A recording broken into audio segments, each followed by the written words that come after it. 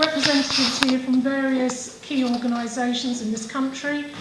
Each of them will do a presentation on various aspects of work, and then the floor will be able to question each of these representatives.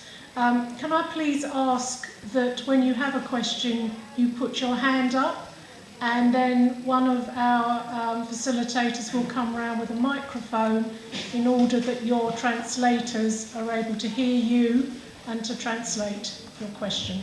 Thank you very much. If I could hand over to Ian, please.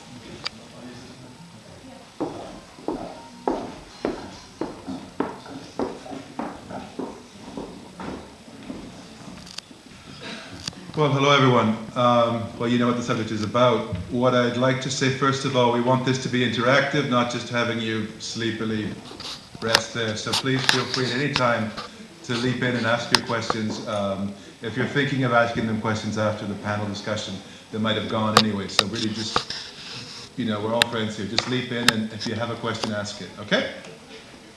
Now, to start with, well, I'd like each member of the panel to introduce, in this case, himself. There's no we're all guys.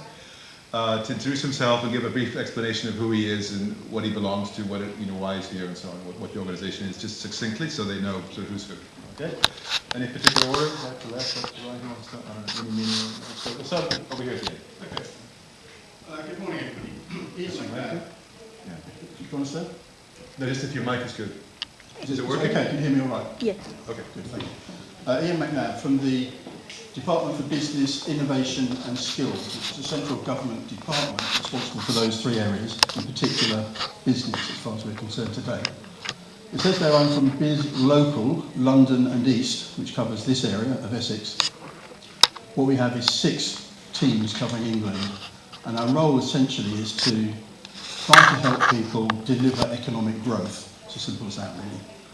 That means working with people in local authorities, businesses, working through agencies and partner organisations such as UKTI, Growth Accelerator, Manger, etc. that you'll hear more about shortly.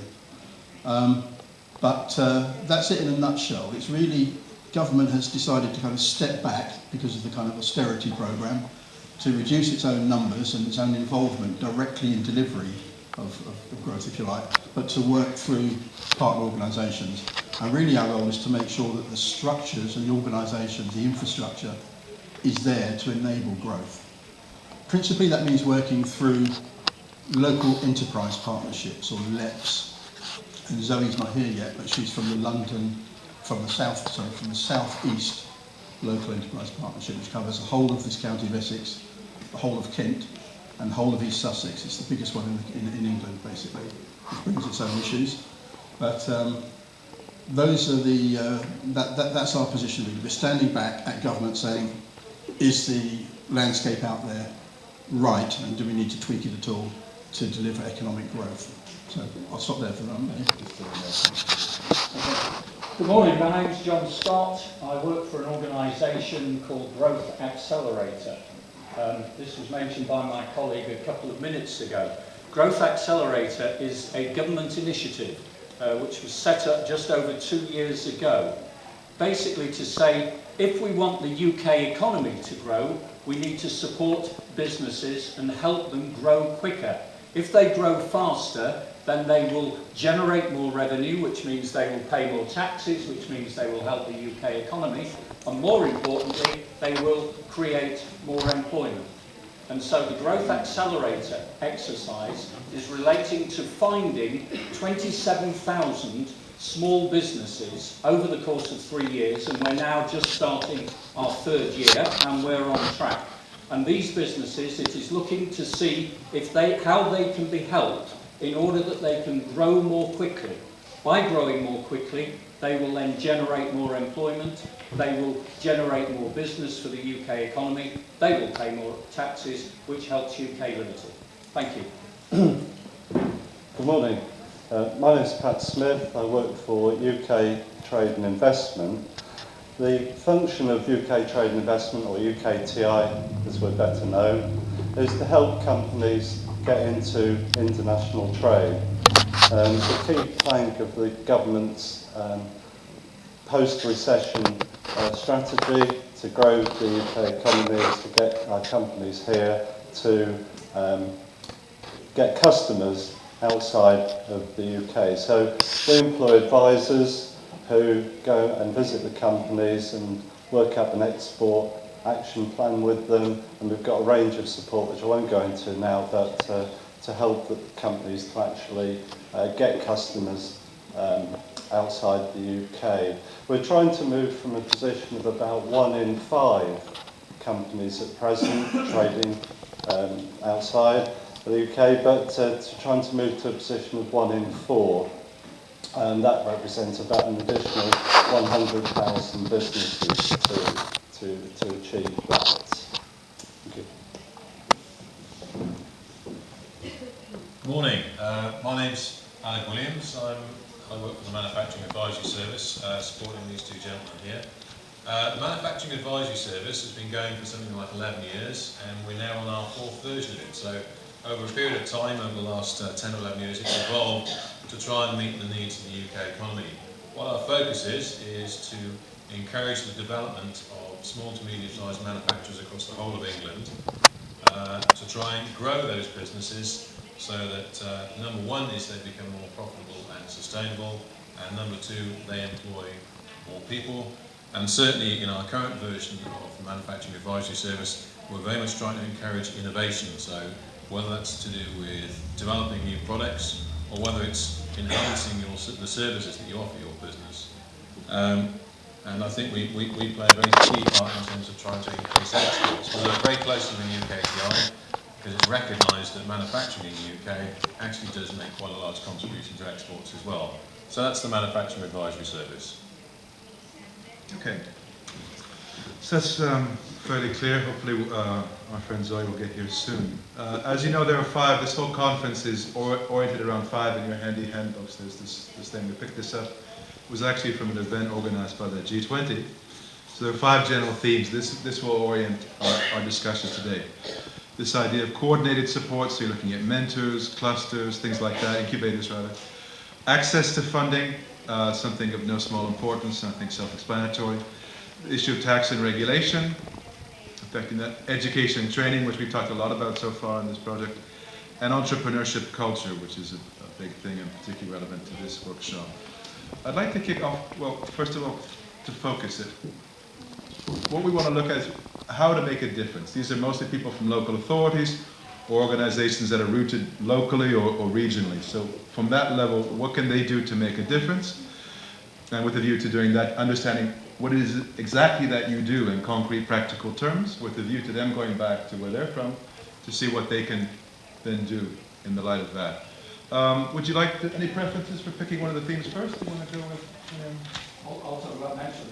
Okay, let's hear it. Yeah, okay. Growth Accelerator is very much about, and I would encourage you to go back, and something that you mentioned earlier, Ian, to encourage your government to establish a similar process. Because what it is about with Growth Accelerator is if a business qualifies, they receive a coach who will work with them over about a 6-month period. These are qualified people who are looking at the issues that the company has identified as being its barriers to growing more rapidly. And the coach is a highly qualified person who will work with them to overcome these difficulties.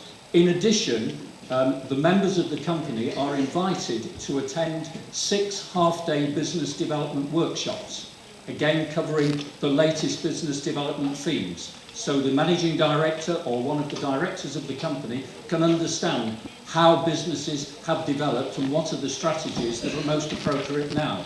And finally, if your business is growing, then you need to concentrate on developing your existing staff and the new people who are joining. Therefore, what the government has said is, if you are working on Growth Accelerator, we will pay 50% of the cost up to £2,000 per fully employed person in your company who receives leadership and management development training. And I think these 3 thrusts are the things that are helping the companies to grow more rapidly. Why are the people who give this support qualified? What makes them qualified to give it? Okay, in order to be a business coach with Growth Accelerator, first you need to have been a managing director of your own business or a senior director in a large business organisation or a public sector organisation. So you have felt the pain that every small business goes through every day, relating to cash flow, relating to employment issues, relating to finding sales.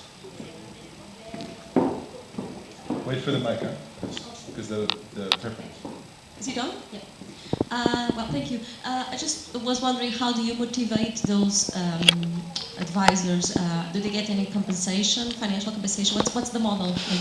Yes, indeed. The advisors, first of all, they have been employed, as I say, so that's one of the qualifications. Then they have already established their own training consultancy. So they are providing a service. They are motivated by the fact that they are able to provide this service to companies that perhaps wouldn't be able to afford their fees because they are smaller, they are just developing companies, and the government therefore say, we will subsidise this. And so they are paid by the government a lower fee than they would normally charge, but what they expect is, after the 6-month period, the company is starting to grow, and many of these companies then continue to work with that advisor. And so we get the growth coach who's working for 6 months, the 6 half-day business development workshops, and then this 50% funding towards leadership and management development training for the members of the company. So would you say that that makes an incentive for these advisors to see business success in these people? Absolutely. And many of the advisors will come to me. I'm responsible for Essex, for this part of the world. Many of the advisors will come to me to say, look, I have a company that I know really can't afford my fees at the moment, but it has potential. It is growing, it needs help. Please include it on Growth Accelerator. Then as it grows, I can continue to work with it after the 6-month period. That's the other thing I want to follow up on. Yeah. A criticism that's often given towards government intervention is the inability or ability of the public sector to pick champions. This is a common criticism that one hears, yeah? So could you talk to me about how that works, and how are they able to identify successfully what really is the growth potential? How do you do that? Okay, the requirements to be accepted in Growth Accelerator is, 1, the business needs to be already operating. 2, the business needs to be an independent business, it's not a subsidiary, so it is already installed. And the criteria we look for are, number 1, it's an existing business. Number 2, it has the ambition to grow. And number 3, it has the capability. And so we will assess whether it is in an appropriate market and there is market potential for it to grow. So who wants to follow up on this, the coordinated support theme? Do we have anyone who wants to kick in? I'll just say something. Give a balance to the podium. In terms of, I'm going to carry on that theme that John said about there in terms of ensuring the money goes to the right place. I think first of all, I'll take Maz as an example. All our funding is match funding. So if we help to fund a business improvement project, shall we say, or help them invest into new product development, at least 50% of the cost of that product development has to be put in by themselves. So that ensures that, if you like, the business is going to invest in something that they really want, because they're having to put their money up there in the front. And I think the second thing is that one of the skills and the tasks of the advisor going in is to understand the nature of the business, and through the conversations and through maybe analysing their accounts, is getting a feel for, is this a business going to go somewhere? Have they got a credible business plan? So there is a degree of filtering to make sure that when you go in and see someone, that making sure that in investing that money in that business, that it's got a reasonable chance of going somewhere. So I think that there are some balances and checks in there, if you like. And I think the other thing about it is if a business actually goes to the effort in the first place of trying to contact us and say, look, I need some help, that in itself is a very good sign, because it shows a degree of initiative. So if you like, that kind of filters out the businesses that maybe where it's not going to work. That's what I'd like to say on that anyway. Do you want to say anything about UKTI first, and I can sort of stitch the three together if you like, from a more strategic Okay, point, do it. if that's okay. Yeah, okay. I'd like to make a point about the nature of exporting.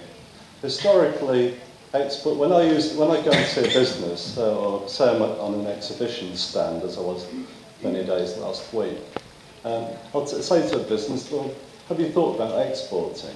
And they'll say, no, we're not big enough. We're not a manufacturer. Surely that's for British Aerospace or Rolls-Royce or someone. So I'm trying to open businesses' eyes to the notion of actually getting into international trade. And in particular, we're working with organisations who are like web designers. A lot of these organisations are going to be setting up here. We're trying to get them much earlier in the development, the life cycle of the business as well. Particularly now around like high growth startups. So a lot of the companies that Aled are working with will be looking to work with as well, but also we're trying to encourage businesses to think about going international much earlier than they have done historically. And if I was to give you one message, I think, one thought you could take away would be, is there a way of partnering education institutions like universities, colleges, with business support agencies, who can then, particularly if the business, say, is going to be web-based, is there a way of integrating all the package of support so that they can grow from a very early stage, so they get support with their search engine optimization, that they get help with their the development of their website, so it's international friendly from day one. And give a little plug for the Enterprise Europe Network, who do a lot of work around partnering, and so I'm sort of keen to see dots joined up, so that organisations provide integrated support. Can you just, before you sit, address what are the kind of barriers that particularly the smaller organisations feel with going international? Is it the language, foreign regulatory environments, just the intimidation? What holds them back? Yeah, that's right. For a country that is rooted in being sort of internationally focused, I think since 2008, since the recession in particular, companies here have tended to retrench. They've been thinking about the UK market. And when I talk to them, they do have companies like in Essex and Thurrock here do tend to have mental barriers. They sort of think, well, maybe we don't speak many languages or just English. We won't get paid. I tend to deal with what I would call objection handling a lot. Well, because in today's world, there is a way of overcoming everything. And I get a bit frustrated with some of our businesses who I think have got the potential to go international much earlier than they are. Yeah, I just wanted to come back to this issue of coordination. I mean, incidentally, getting companies in Essex to talk to companies across the water in Kent can be tricky as well. The River Thames is a big psychological barrier as well as a physical one. Just to say, from the kind of strategic point of view of governance, our department BIS kind of funds, or UKTI is part of the same department, Growth Accelerator, Manufacturing Advisory Service are all part of the same, all funded by government, basically. In terms of coordination, what we want to do is see the local enterprise partnerships, and again, Zoe's not here yet, but government's challenge to them is work with these people because they've got national targets and regional local targets anyway. But we want to see the local enterprise partnerships work with these people and in fact help them deliver their targets, but actually reach the people that need to be reached. Now, in terms of coordination, there's a new development called, fairly new development called Growth Hubs. There's one just launched, I think, maybe even today or yesterday, in Southend, a nice seaside town just down about 20 miles away. And this is being rolled out gradually across England. I think the model is in Manchester. Because what tends to happen is that government, but also more local authorities and local initiatives, are always coming up with new ways of doing things. Very often, they're just repackaging, rebranding old ways of doing things. It's been around as long as I have. We've seen it all before. But you do get a proliferation every now and again of lots of schemes, and businesses get very, very confused about where they should go for help. So we're currently in the process of trying to coordinate again at the local level the efforts of Growth Accelerator, Manufacturing Advisory Service, UKTI, and any other, there's lots of private sector people involved in advising businesses and so on. The idea of these growth hubs is at a local level, the kind of plethora of support available to local employers, businesses, is kind of rationalised and made sensible, made accessible. So that's the kind of thing we're embarking on now. Just to put a very crude example on it, if, for example, inevitably we tend to be focused on our own roles. Now we would want, for example, if John spoke to a company through Growth Accelerator that really thought needed to be speaking to the Manufacturing Advisory Service or to Pat about exporting, then of course, and they probably do anyway, well, they'll make a phone call and make sure that those connections are made. But in many instances, they're not made. So these growth hubs are an important way, we think, of trying to coordinate that activity and get a more seamless, streamlined service to businesses locally. Now, Manchester has been very innovative recently, and we're looking at it. Do you think you could address that, give them a brief rundown on that, just like a 2-sentence, very short thing about what's going on? It will be about 2 seconds, yeah, because I think Manchester is the model, but what they've done up there, as I understand it, through something called a growth deal, that's been the kind of catalyst for it. But basically, you've got Manchester City Council and 10 or so other councils, all in Greater Manchester. So you've got a lot of competing services. What they've done is bring them together in this hub and say, look, let's coordinate it, let's make sure that we're not duplicating or offering too many options which are essentially the same to businesses which sometimes don't even know which borough they live in or they're based in. They just think we're in Greater Manchester. So it's that model essentially which is being rolled out. Southend is the start of it, and that will include this part of South Essex, we hope. But the proposal is to do the same thing just across the water in Kent and Medway as well, and ultimately across the southeast local enterprise area. So all local enterprise partnerships are being asked to essentially review the kind of support that's available to businesses at the local level and make sense of it so that people aren't saying, I just don't know where to go. From the central government point of view, so much of this is now online, and I get lots of phone calls from people who are completely confused. They can find the stuff on the website, but they don't understand it. The face-to-face kind of support that used to be around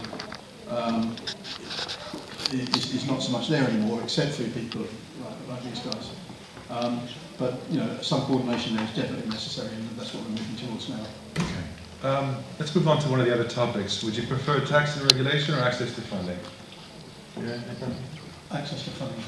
Access to funding. Go for that. Okay. Too much about taxation. Anyone want to start? Do you want to go first, or someone else? Access to funding. We all want money, right? I'll keep on 51. And questions? Yeah, although We've got one already. See, that was your ability to. J'avais une question pour Monsieur Scott. Dans le cadre du programme Growth Accelerator, depuis quand il a démarré, sur l'objectif des 20 000 entreprises accompagnées, combien aujourd'hui sont rentrées dans le programme, et est-ce que vous avez déjà des premiers éléments de retour sur les effets de l'accompagnement mis en œuvre? Répétez, en fait, il n'a pas de traduction. Répétez la question, je vous explique.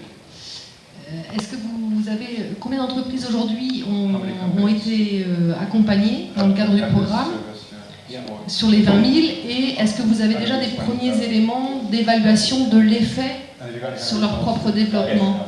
Yes. Yeah, thank you. Pardon me, my French is not as We're all good guilty of as anything. most of your people's English.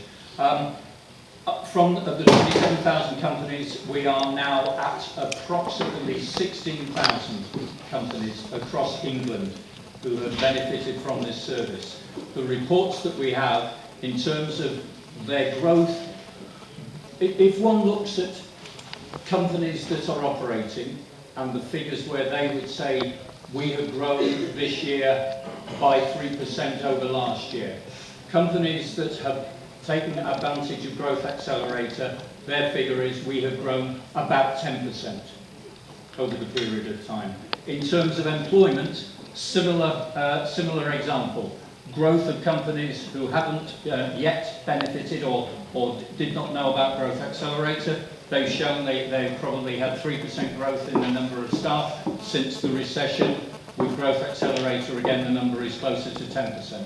So it has been extremely successful. The latest report is that 94% of the companies who have taken advantage of Growth Accelerator believe it was of benefit to the company. That's good. That's good. That's very promising. Want to get back to the access to funding? What you got? Yes, just on access to funding. I mean, obviously, central government is the source, obviously, most of the public sector funding, although it may be routed through different channels. The big thing that this government has put in place, having got rid of things called regional development agencies 2 or 3 years ago, the big thing is something called the Regional Growth Fund, which is so far about £3 billion committed.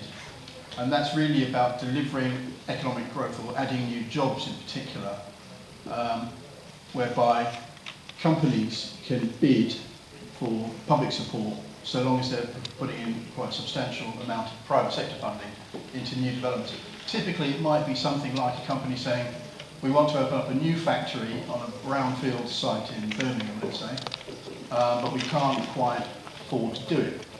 But if we can get this factory built, we'll have produced 500, 600 jobs, something like that. It's that sort of scale of investment. Then we've been through 5 and we're coming up to a 6th round actually being announced tomorrow of funding. So tomorrow I think there'll be another 500 million or so announced that anybody, so long as they qualify, but ideally private sector interests, can apply for this funding and we'll work through. So, if you're putting the private sector funding in, if we can be certain that it will produce the extra jobs and so on, that everything else is right about it, then you might stand a chance of being funded.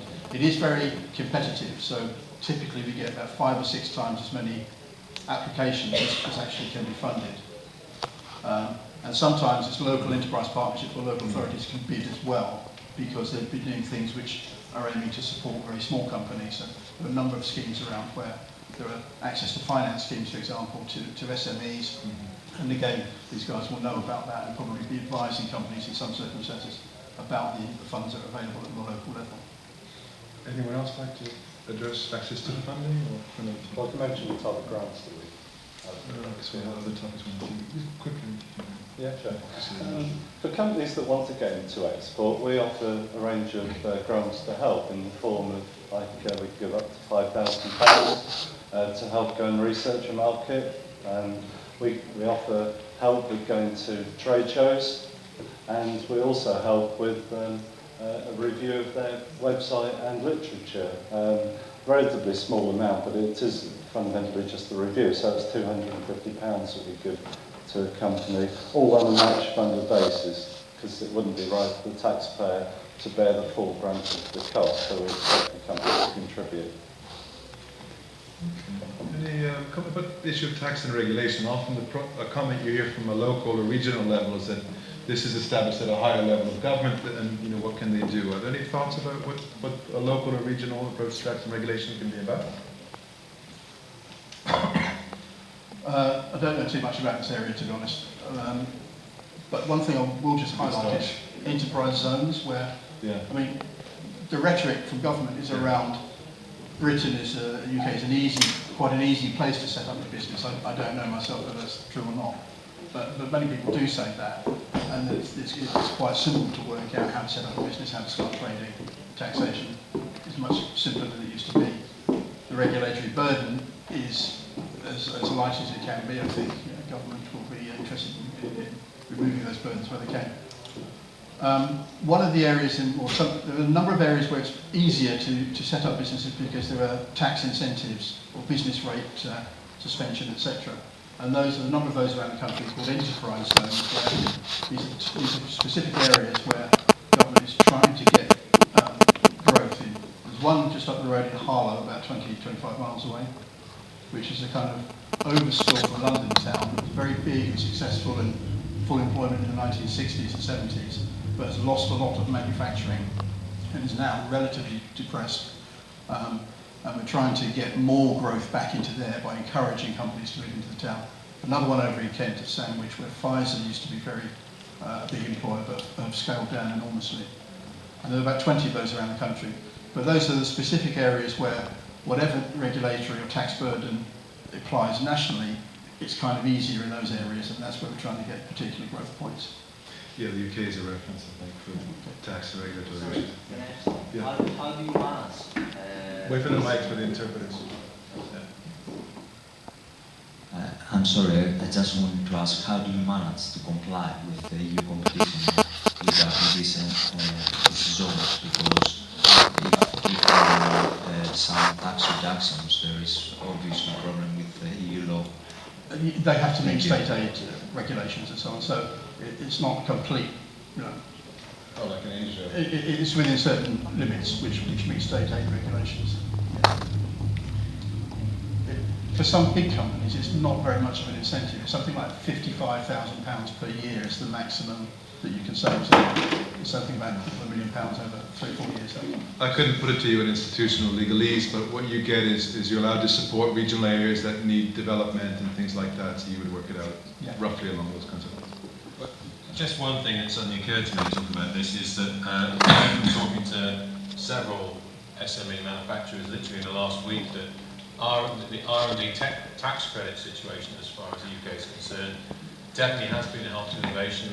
That's tax relief on any money you put into research and development. And in fact, I saw label manufacturers just 20-30 miles away in Hertfordshire last week, and they were basically saying that virtually all their tax bill had been written off because they've been able to take that money and reinvest it in product development and research and development. I think that's a very important thrust of what I think the government's trying to do, and you certainly see it change the behaviour of manufacturers and small manufacturers, where it's a big incentive to go and reinvest in your products and your services and getting them sorted out in the future. So that's quite a big issue.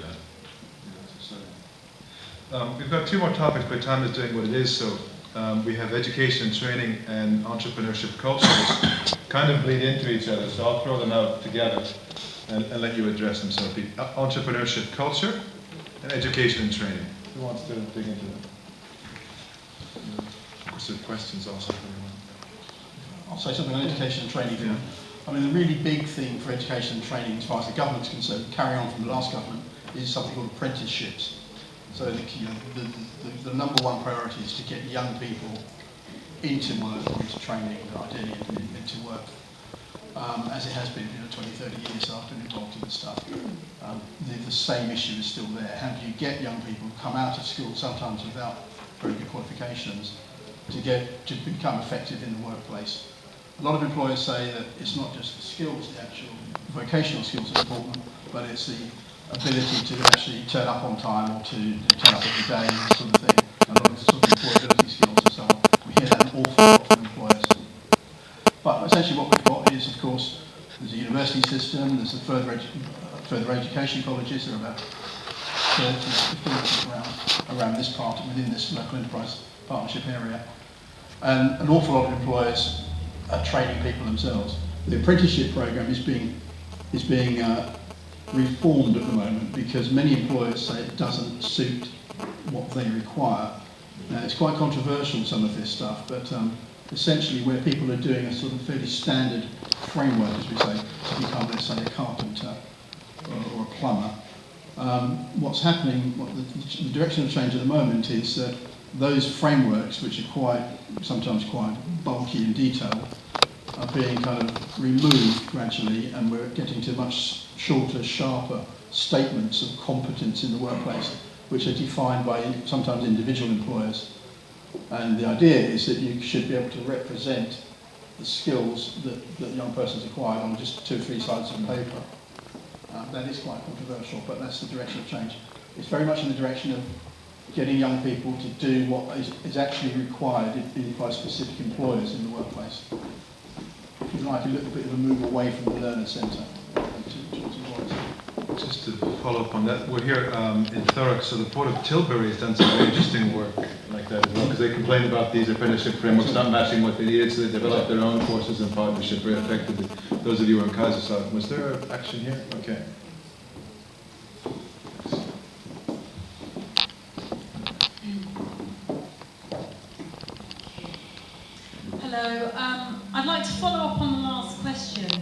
think that in the UK we have a real appetite from our media about business creation, entrepreneurship, and I think programmes like Dragon's Den, The Apprentice have all sort of fueled the public imagination about entrepreneurship.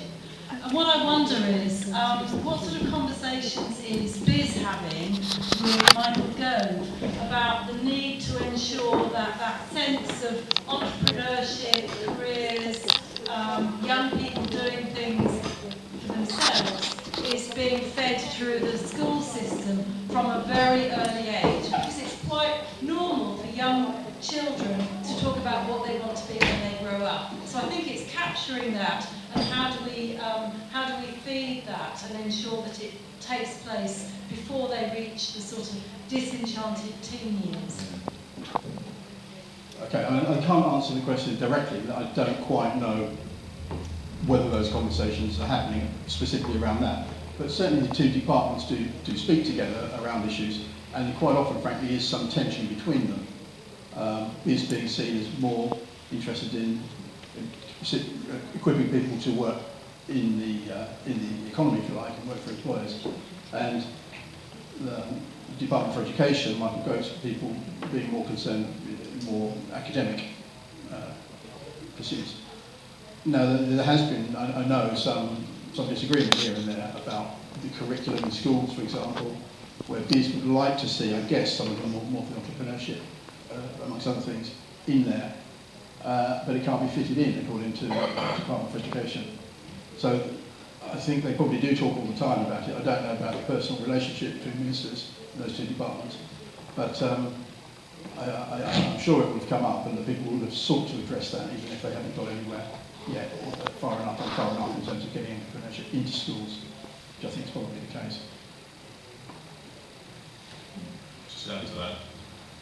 I mean, one of the best examples I've seen, which you may be familiar with, is a thing called Young Entrepreneur, where people go into, or mentors go into businesses across the country and do exercise with people, and sometimes get them to run almost like proper businesses at the secondary school level. I mean, that tends to fire the imagination, so I know one of my sons went through that.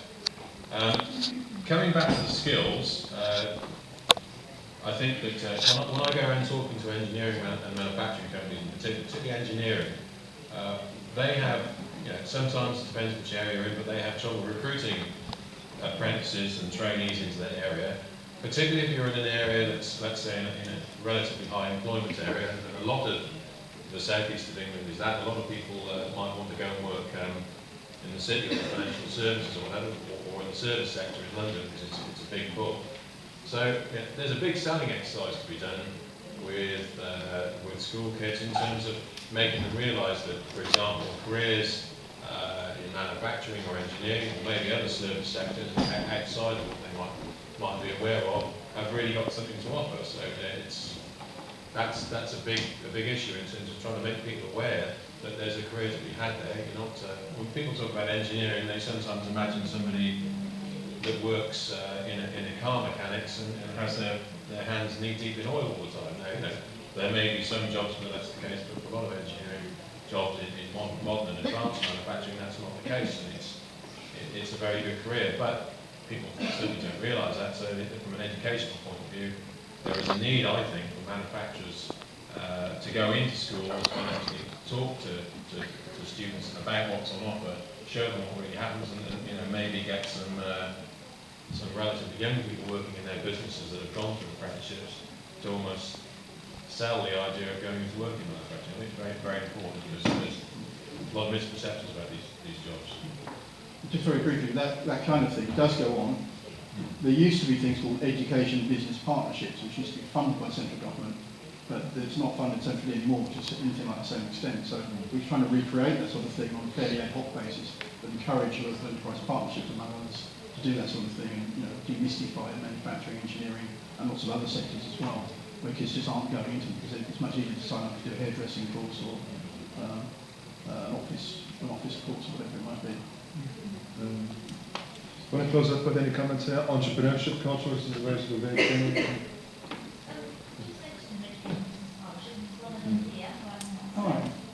question theoretically. Good. Yeah. Do you think they're likely to be seen because of the fact that they have... Oh, there's a microphone. They hear you, but it's the interpreters.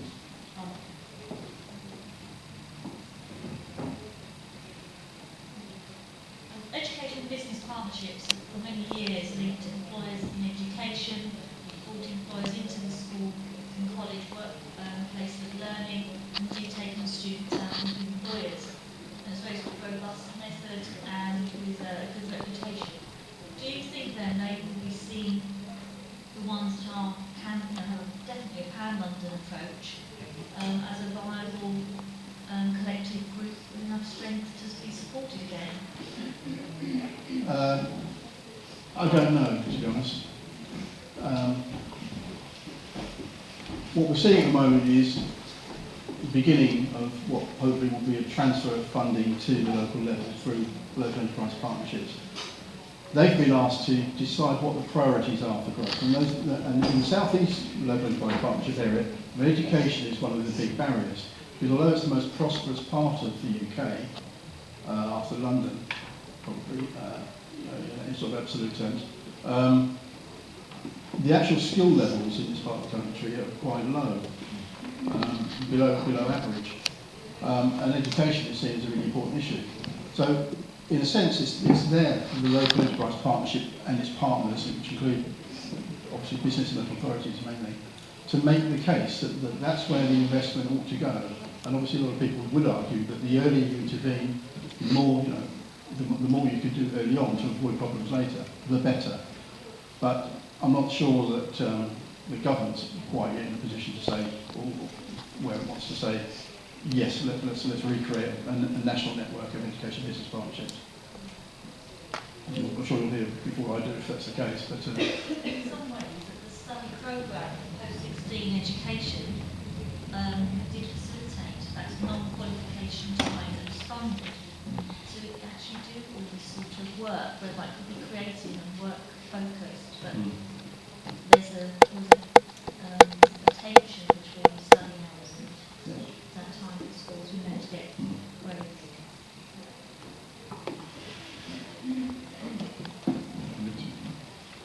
Who's been waiting longer? This one. Okay, go for it. Alors, bonjour à toutes et à tous, merci tout d'abord de nous accueillir. Alors je suis désolé, j'aurais pu faire en anglais.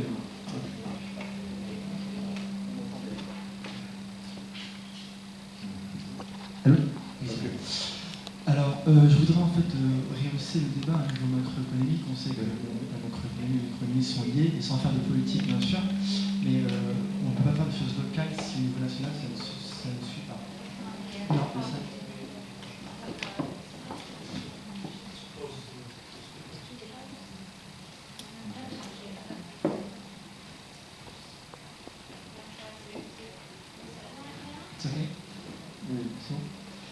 D'accord.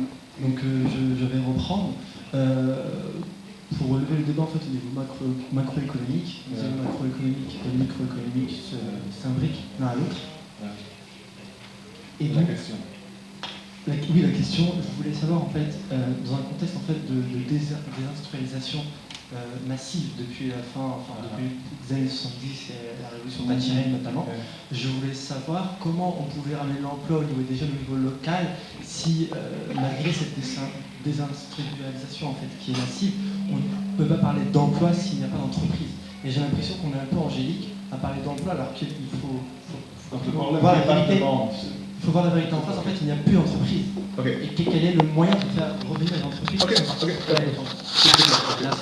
Basic problem of very central interaction and so on, but the question of demand and supply, like we're talking about measures to support generic skills or whatever, when there's been a large fall in demand, be it the industrialization or for other reasons that the demand isn't there, the jobs aren't there, and are we sort of putting makeup on a situation that we're not fundamentally changing, the whole supply-demand thing? To address that? I think you put your finger on a problem. If you're talking about training for skills, for example, I know that on the east coast of England, the offshore wind industry, for example, is growing. It's stalled at the moment, but there's a potential for that to grow. That's an area where people, by and large, don't have the right skills at the moment to work in that industry. The college system is not properly geared up to deliver it because it's very new. Now, Essex County Council, for example, has argued that what we should be doing is investing in the skills so that we're training people, even though the jobs may not be there yet, so that people are ready to pick up jobs when they become available, rather than companies having to import people from the rest of Europe or elsewhere. That's something which is a bit tricky, I think, for the government at the moment. It tends to say, you know, if it's giving the power to employers, you kind of, it's a bit of a contradiction. You've got existing employers and they've got the jobs. Training people for possible future jobs is not seen as a priority at the moment. So it is a difficulty and there is a tension there, but we've not resolved that. So here in Thurrock, the biotech. Yeah, there's a number of examples of it. Fernando. Yeah. Good morning to you all. Thank you for your presentations. My name is Fernando Portuguese, representing a managing authority, but we are also regional development strategy. I heard that from Mr. Ian McNab that your central government implemented regional reform that consists in the substitution of these regional development agencies by these so-called LEPs. I know that the representative of the Southeast local isn't here, but I would like to know what are the main innovations regarding these LEPs, especially the governance model, and if your institutions are all represented in there. I also had a question for Mr. Scott. Which type of institutions are on the boarding panel, or the board panel that makes the selection of the companies to be accelerated? Do you have, for instance, commerce, in trade, chambers? Thank you. Yeah, I'll take that one first because it's very simple. We do not have a board. It is a decision of me as the growth manager. So it is something which is turned around extremely quickly. But I will add something. We expect, as my colleague was saying with the Manufacturing Advisory Service, for a company to not only be eligible for Growth Accelerator, the company also has to make an investment. I mentioned that the government will pay 50% of the cost of the leadership and management development training, up to £2,000 per full-time employee. In order to join the scheme, the company has to invest depending on the number of full-time employees. It's a small investment. It's only £600 if you have up to 4 full-time employees, £1,500, £1,500 up to 28 employees, and then beyond that £3,000. But we expect a contribution, a sign of commitment to growth and development. So it's not only just a spoken desire, it is a serious commitment from the company they wish to grow.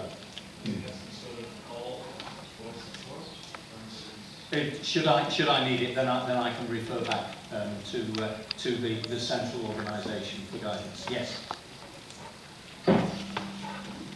Very briefly on the change from the regional development agencies to local enterprise partnerships. I mean, this coincided with the change of government. A new government came in led by the Conservatives. They want to put business in charge. They essentially don't really trust local authorities and public sector to be able to do this kind of stuff. So they had an excuse, I guess, insofar as that they needed to make some cuts as they saw it and cut away a lot of the funding that regional development agencies were channeling to local areas. And you might argue within its four walls that they kind of invented, therefore, a justification for doing what they were going to do anyway. But as previous Conservative governments have done in this area, they wanted to give business more of a say in how things are done locally. So over a year and a half or so, a couple of years, they got rid of the regional development agencies and created these voluntary bodies. So there's no funding for them as well, which is an advantage from the government's point of view. They just said, look, local authorities must work with the private sector. So the board of each of these local enterprise partnerships, and there are 39 covering England, in each case there's a majority of the private sector.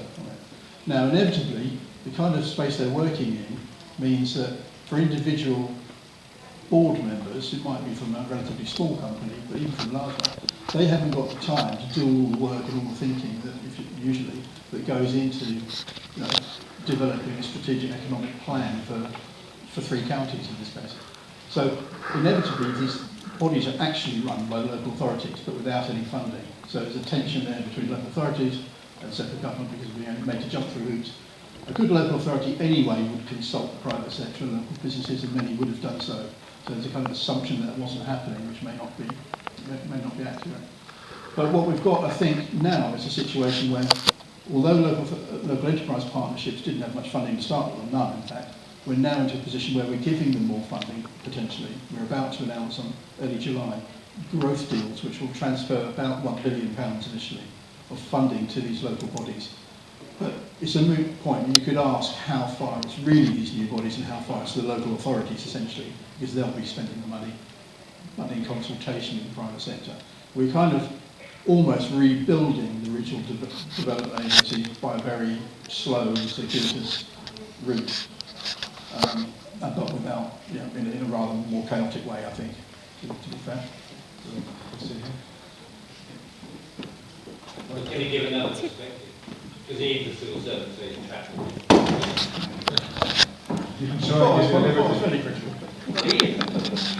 You've always had a history of being fairly honest and open. Many of you know that I was a cabinet member for regeneration. I think there's a fair amount of scepticism about what actually has happened over how one organises on a regional basis the mechanisms by which you can support economic development. There is a big debate, I think, in this country about how this middle tier between government and locality, not just in economic development, should actually work. And I think that will be a big issue in the elections next year. But the scepticism is for the very reason that Ian said at the end, that the local economic partnerships really didn't have the kind of strength to be able to do the job that they were being asked to do. And so they're being backfilled effectively to do this investment. The reason is, which is what we've discussed in our area, which is the London Stanley Corridor, is that in terms of economies, they cross over municipal boundaries. And the problem in the southeast of England is that a lot of the LEPs are related to municipal boundaries. Mm-hmm. And they've therefore got lots of built-in problems.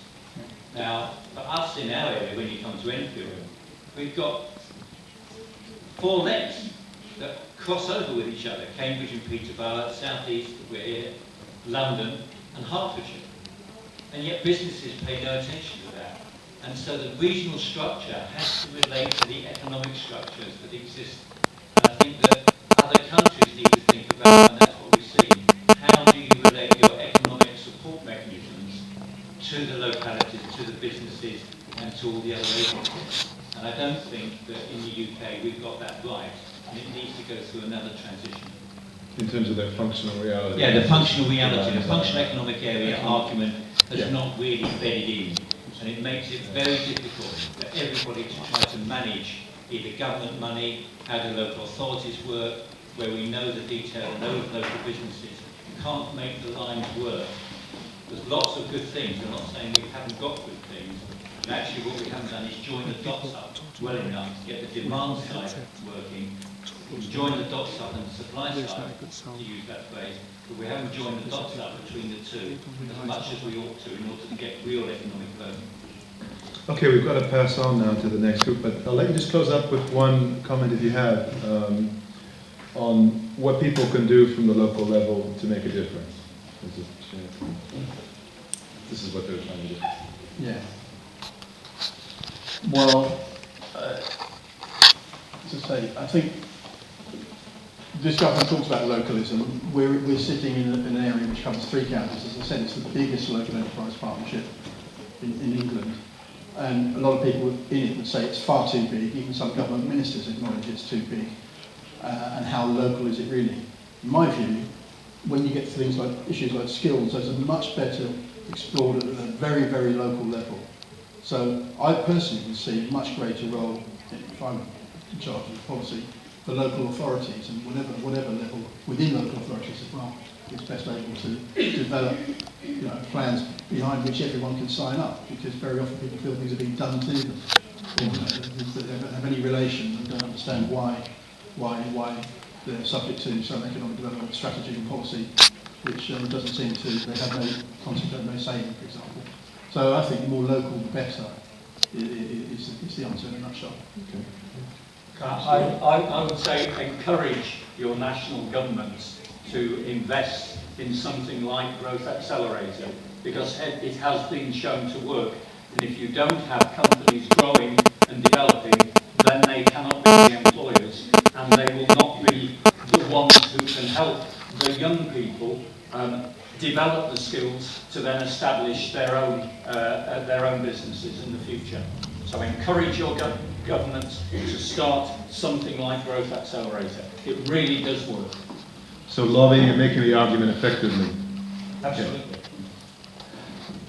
On the theme of encouraging, I'd encourage you to go back and see whether the local arrangements exist to help companies to go international much earlier in their life cycle of development, particularly the web-based businesses, and make sure there's proper integrated support for them. I think from the MAS standpoint, I guess perhaps one of our strengths is the number of different businesses that we engage with in our network of contacts. And I think one of the things that a lot of government schemes, the problems they run into sometimes is not being able to get to the people that want to use those services. So from what I can see is really focus on getting to the people that need to use your service, making sure that they're aware of what you can do, and also making sure it's as easy for them to engage with you as possible, so they don't have to go through an extremely complex website or talk to 5 different people to find out who it is they need to talk to. Make that process as easy as possible. Make sure you invest in promotion of what you've got to offer, so that you drive the demand to come in and use those services. Okay, give it up for our panel.